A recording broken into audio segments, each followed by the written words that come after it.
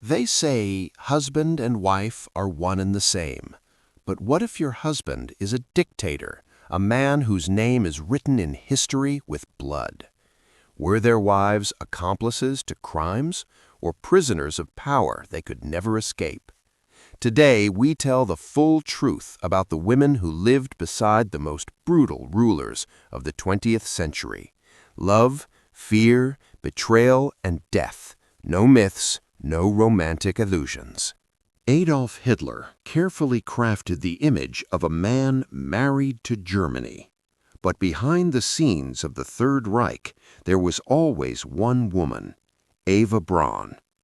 Young, apolitical, dreaming of marriage and a normal life, she did not influence politics, did not make decisions, but she chose to close her eyes to everything happening around her. Hitler hid her existence from the public. The Führer had to belong to the masses.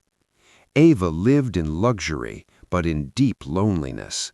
She attempted suicide twice, realizing she would always come second to power. In April 1945, as Berlin burned under bombs, her dream finally came true. She became Hitler's wife. 36 hours later, they committed suicide together in the bunker.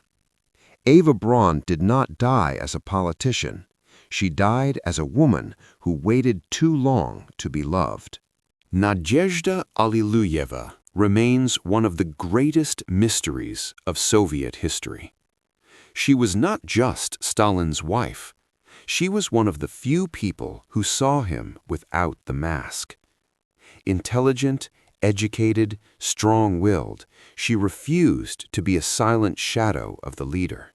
She worked, argued, and was not afraid to disagree. But next to Stalin, this was deadly dangerous. His cruelty, humiliation, and emotional coldness destroyed her from the inside.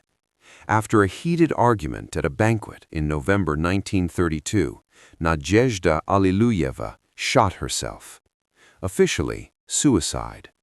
Unofficially, a final protest. After her death, Stalin became even more ruthless. And perhaps it was then that he finally lost the ability to feel compassion. Unlike many other dictators' wives, Elena Ceaușescu was not a victim. She was an accomplice. With little education but limitless ambition, she rose to become the second most powerful person in Romania. She was called a scientific genius despite barely finishing school. She actively supported repression, disastrous economic experiments, and policies that led to hunger and misery. While the people froze in dark apartments, the Ceaușescus lived in palaces with golden bathrooms. In 1989, the people delivered their verdict. The trial lasted less than an hour. On December 25th, Nicolae and Elena Ceaușescu were executed, together, just as they had ruled. The stories of dictators' wives are not love stories.